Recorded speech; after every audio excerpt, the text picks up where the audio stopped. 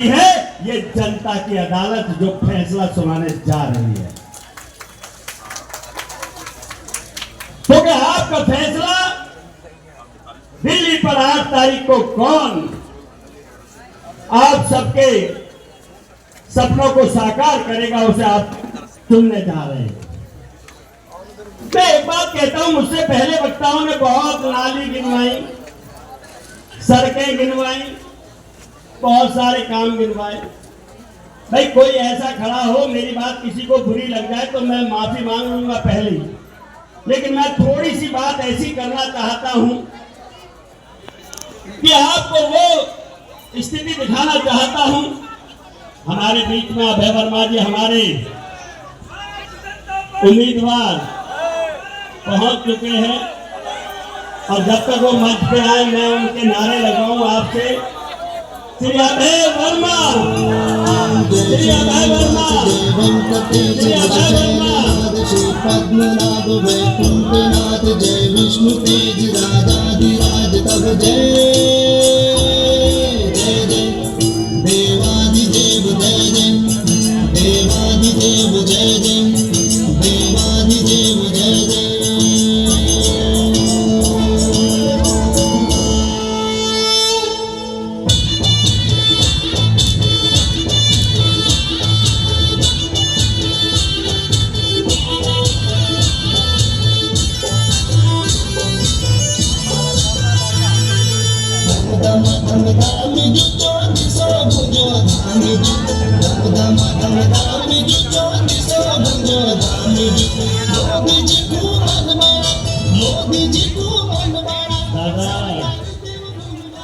मेरा time cut जाएगा।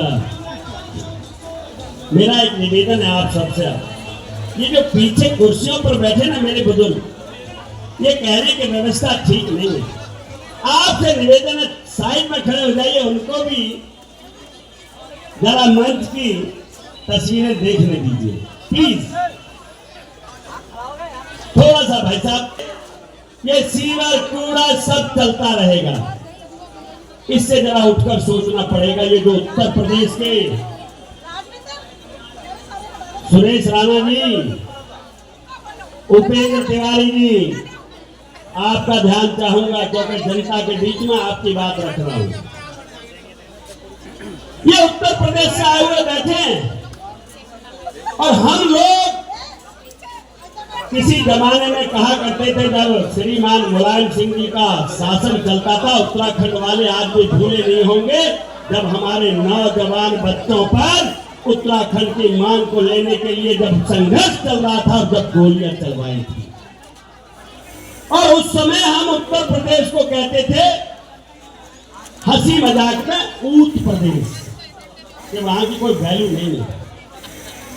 लेकिन जैसे ही वहां की जनता ने अपना आशीर्वाद भारतीय जनता पार्टी को दिया और योगी जी भी जो देवभूमि से आते हैं, जब उनके हाथ में कमान आई, आज वह उत्तम प्रदेश है, आज वह मॉडल बन गया इस देश का। मैं आपको कहना चाहता हूं मित्रों, और मजे की बात यह है जिस उत्तर प्रदेश में लोग कहते थे लॉ एंड ऑर्डर ठीक नहीं हो सकता, आज मैं कहना चाहता हूं मेरी 18 साल की बेटी रात को 10 बजे जब अपने घर आती है तो उसकी मां को चिंता नहीं होती कि मेरी बेटी का क्या होगा। सबको पता है मेरे योगी जी बेटियों की रक्षा तो रक्षा, वहां तो ऐसा हाल हो गया है कि अब तो बुलडोजर बाबा ने तड़ी पार कर दिए सारे गुंडे। आजम खान जी का हाल आपने देखा होगा, क्या हाल हुआ उनका। अब मैं कहना चाहता हूं कि दिल्ली वाले बड़े निश्चिंत हैं कि हमारा क्या होगा। अरे होगा नहीं, मैं आपको गिनवाना चाहता हूं। हम जहां बैठे हैं जरा देखो, इंद्रलोक से चलता हूं आपको लेके, इंद्रलोक चलता हूं, उसके बाद खानपुर चलता हूं, संगम विहार चलता हूं, प्रहलादपुर चलता हूं, ओखला, जामिया, बाटला, उसके बाद आ जाइए थोड़ा हिम्मतपुरी, हिम्मतपुरी से खुरेजी, खुरेजी से जाफराबाद, सीलमपुर। और ध्यान रखना मित्रों, पूरे हम चारों तरफ से घिरे हुए हैं। आज हमें भारतीय जनता पार्टी ना हो तो हमारा क्या हाल होगा, ध्यान कर लेना ये बात। दोहरे में कहता हूं ये बात, ये खरंजे वरंजे तभी तो होंगे जब हम होंगे। ये पड़ोस में रमेश पार्क है, जरा किसी भाई बहन को शक हो तो जरा वहां चले जाना। जब वहां पर ये कहते हैं लाला जी कितनी मंजिल बना लियो, तो लाला जी कहते हैं भैया 4 मंजिल बना रहे। अब लाला जी कितनी मंजिल बना रहे, इंशाल्लाह रहना तो हमने ये नहीं। जब वो ये कहते हैं तो हमारा खून खौलने लगता है कि तुम क्यों रहोगे मेरे लाला जी की मकान में, मेहनत करें हम और आंखें गाड़ के बैठो तुम, केवल किस लिए, क्योंकि आप इंशाल्लाह। मैं कहना चाहता हूं ये देश, ये दिल्ली बर्दाश्त नहीं करेगी। मेरे बहुत सारे भाई मुझसे कई बार सवाल करते हैं, भाई साहब बीजेपी ने ये नहीं किया, भाई साहब बीजेपी ने वो नहीं किया। अरे बीजेपी ने तो वो कर दिया जो भारत की कोई राजनीतिक पार्टी नहीं कर पाई, केवल हिंदुओं के साथ खड़ी है। तो भारतीय जनता पार्टी खड़ी है और कोई नहीं खड़ा। बता दो मुझे एक माई के लाल नेता में किसी में दम हो किसी दल के। अरे तुम्हें तो सोचना चाहिए पांडव नगर वालों, तुम्हारा तो नाम ही पांडव नगर।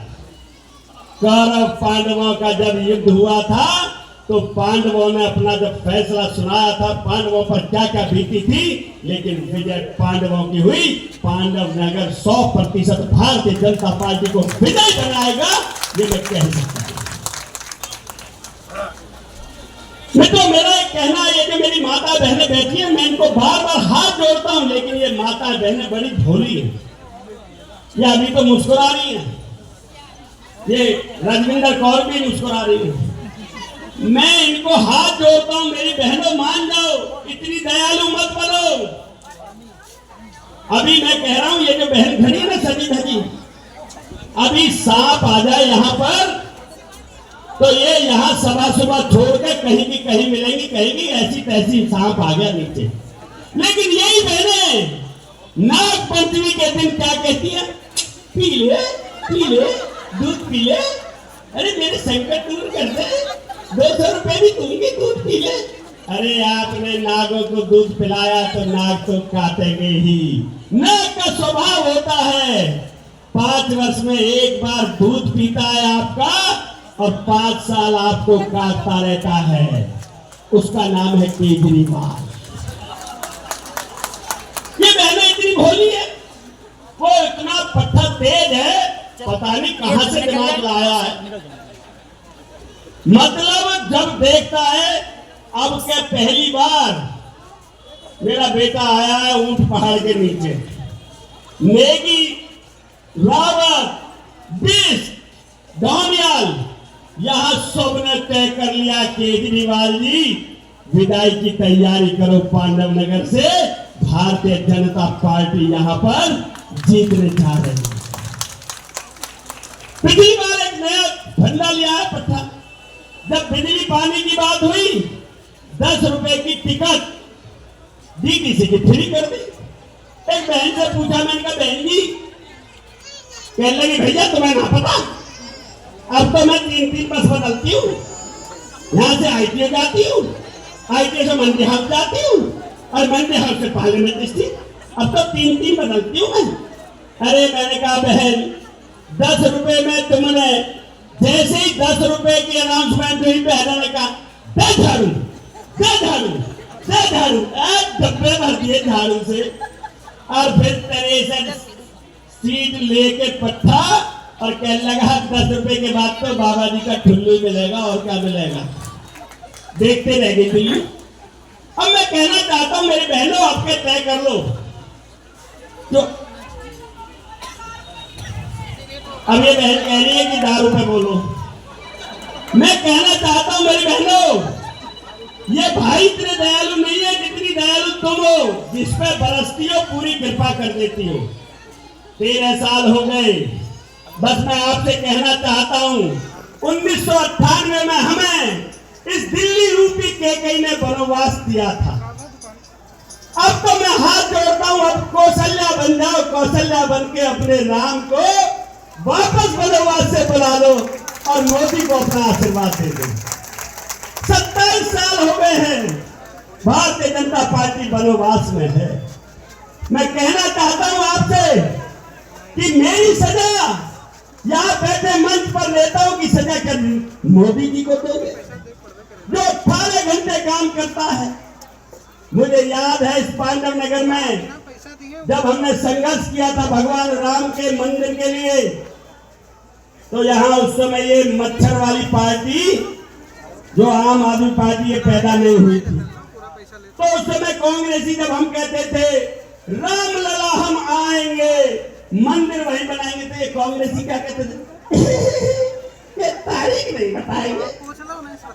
मैं कहता हूं अरे फूफाओ, जब हमने 22 जनवरी बताई तुम्हारी नानी मर गई, हमने मंदिर भी मोदी जी ने बनवा दिया और जो ताज में बैठे थे मेरे राम लला आज ठाक से बैठे हैं अपने भवन में मेरे राम लला। वारे मेरे मोदी, मैं कहना चाहता हूं जिस हिंदू का खून गर्म नहीं होता वो अपनी चिंता करे, वो दिन दूर नहीं है। एक हम अपना हीरा लाल पैदा करते हैं, एक बेटी पैदा कर लेते हैं, परिवार पूरा हो गया। बहन जी भगवान ने सब कुछ ठीक ठाक दे दिया। अरे उसे तो देख ले जिसके 6 हो रहे हैं, तुम्हारा 1 उनके 6, धीरे धीरे 21% हो गए और ज्यादा दिन की दूर नहीं है हमारा हीरा लाल होगा और उनके 22, 23 होंगे। लिख लो, ये स्थिति चलती रही। हमारे तो आजकल 30 साल 33 साल में तो बालक ही कहते अरे क्या बच्चे पैदा करेंगे छोड़, और वो 18 साल से ही शुरू हो जाते हैं और वो कहते हैं कि हम कुछ नहीं कर रहे, अल्लाह मियाँ दे रहे। अबे अल्लाह मियाँ दे रहे, कर तो तुम रहे हो, प्लानिंग से कर रहे हो। हमारा हिंदू बेचारा शांति से अरे इसको पढ़ाना लिखाना है, मैं कहना चाहता हूँ याद रखना मेरे माताओं बहनों मेरे बुजुर्गों जो यहाँ बैठे जिन्होंने 1947 देखा है, आज उनके थरथरी कांप जाती होगी। 0.4% थे, आज 21% है। मुझे पीछे से किसी ने हाथ लगाया, पता नहीं उन्होंने यूं लगाया कैसे मत बोलो, चुनाव आयोग वाले खड़े और यह समय के लिए लगाया। जब इन्होंने मुझे समय दिया तो मेरा तो इंजन अब गर्म हुआ है।